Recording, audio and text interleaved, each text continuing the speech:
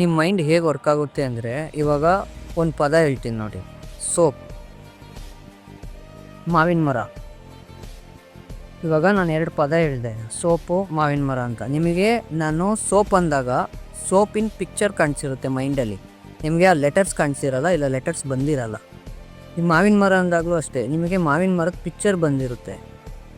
ಅದಕ್ಕೆ ನೀವು ಮೈಂಡಲ್ಲಿ ಏನೇ ಯೋಚನೆ ಮಾಡೋಂಗಿದ್ರು ಪಿಕ್ಚರ್ ಲೆಕ್ಕದಲ್ಲಿ ಯೋಚನೆ ಮಾಡಿ. ಈಗ ನೀವು ನಾನು ಒಂದಷ್ಟು ದುಡ್ಡು ಮಾಡಬೇಕು ಗುರು, ನಾನು ಶ್ರೀಮಂತ ಆಗಬೇಕು ಅಂದರೆ ನೀವು ಫಸ್ಟು ಯೋಚನೆ ಮಾಡಿ, ನಾನು ಹಿಂಗೆ ರಿಚ್ ಆಗಬೇಕು, ಶ್ರೀಮಂತ ಆಗಬೇಕು, ಇಲ್ಲ ನಾನೇನಾದರೂ ದೊಡ್ಡ ಯೂಟ್ಯೂಬರ್ ಆಗಬೇಕು ಅಂದರೆ ಇಮ್ಯಾಜಿನ್ ಮಾಡ್ಕೊಳ್ಳಿ, ನಾನೊಬ್ಬ ಯೂಟ್ಯೂಬರ್ ಆಗಿದ್ದೀನಿ, ನಾನೊಬ್ಬ ಬಿಸ್ನೆಸ್ ಮ್ಯಾನ್ ಆಗಿದ್ದೀನಿ ಅಂತ.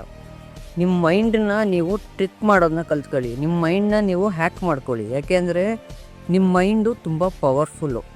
ಅದು ಗೊತ್ತಾಗಲ್ಲ, ನೀವು ನಿಜ ಹೇಳ್ತಿದ್ದೀರೋ ಸುಳ್ಳು ಹೇಳ್ತಿದ್ದೀರೋ, ಒಳ್ಳೆಯದೋ ಕೆಟ್ಟದೋ, ನೀವು ಏನು ಯೋಚನೆ ಮಾಡ್ತೀರೋ ಅದೇ ಥರ ಕರ್ಕೊಂಡೋಗುತ್ತೆ. ಅದಕ್ಕೆ ನಿಮಗೆ ಎಷ್ಟೇ ಚಿಕ್ಕ ಪ್ರಾಬ್ಲಮ್ ಇದ್ದರೂ ಅದು ತುಂಬ ದೊಡ್ಡದಾಗಿ ಕಾಣಿಸುತ್ತೆ. ಅಯ್ಯೋ ಪ್ರಾಬ್ಲಮ್ ಐತೆ ನನಗೆ ಇದರಿಂದ ಹೆಂಗೆ ಆಚೆ ಬರಬೇಕು ಗೊತ್ತಾಗ್ತಿಲ್ಲ, ದೊಡ್ಡ ಪ್ರಾಬ್ಲಮ್ಮು. ಅದೇನೋ ದೊಡ್ಡ ಪ್ರಾಬ್ಲಮ್ ಇರಲ್ಲ. ಈ ಎಕ್ಸಾಂಪಲ್ ಹೇಳಬೇಕು ಅಂದರೆ, ಇವಾಗ ನಿಮಗೆ ಏನಾದರೂ ಒಂದು ಪ್ರಾಬ್ಲಮ್ ಇದೆ ಅಂದ್ಕೊಳ್ಳಿ, ಅದು ನಿಮ್ಮ ಪ್ರಾಬ್ಲಮ್ ಅಂತ ಯೋಚನೆ ಮಾಡೋಕ್ಕೆ ಹೋಗಬೇಡಿ. ನಿಮ್ಮ ಫ್ರೆಂಡಿಂದು ಇಲ್ಲ ನಿಮಗೆ ಗೊತ್ತಿರೋರು ಯಾರ್ದಾದ್ರೂ ಪ್ರಾಬ್ಲಮ್ ಅಂತ ಯೋಚನೆ ಮಾಡಿ. ಅವ್ರು ನಿಮ್ಮ ಹತ್ರ ಬಂದು ಹೇಳ್ಕೊತಾ ಇದ್ದಾರೆ ಅಂತ ಯೋಚನೆ ಮಾಡಿ. ನೀವು ಕನ್ನಡಿ ಮುಂದೆ ನಿಂತ್ಕೊಬಿಟ್ಟು, ಮಗ ನನಗೆ ಈ ಥರ ಪ್ರಾಬ್ಲಮ್ ಇದೆ, ಇದಕ್ಕೇನಾದರೂ ಸೊಲ್ಯೂಷನ್ ಕೊಡು ಅಂತ ನಿಮಗೆ ನೀವೇ ಕೇಳ್ಕೊಳ್ಳಿ. ಆವಾಗ ನಿಮಗೆ ಐಡಿಯಾ ಬರುತ್ತೆ. ನಿಮ್ಮ ಪ್ರಾಬ್ಲಮ್ನ ಬೇರೆಯವ್ರ ಪ್ರಾಬ್ಲಮ್ಮು ಅಂತ ಅಂದ್ಕೊಂಡಾಗ ನಿಮಗೆ ಸೊಲ್ಯೂಷನ್ ಸಿಗುತ್ತೆ.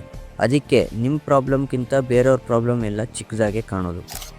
ನಿಮ್ಮ ಮೈಂಡನ್ನು ನೀವು ಹೇಗೆ ಯೂಸ್ ಮಾಡ್ಕೋಬೇಕು ಅಂತ ತಿಳ್ಕೊಳ್ಳಿ. ಒಂದು ಸರಿ ನಿಮ್ಮ ಮೈಂಡನ್ನ ನೀವು ಕಂಟ್ರೋಲಿಗೆ ತೊಗೊಂಡ್ರೆ ನೀವು ಏನು ಬೇಕಿದ್ರೂ ಮಾಡ್ಬೋದು, ಯಾವ ಪ್ರಾಬ್ಲಮಿಂದ ಬೇಕಿದ್ರೂ ಸುಲಭವಾಗಿ ಆಚೆ ಬರ್ಬೋದು.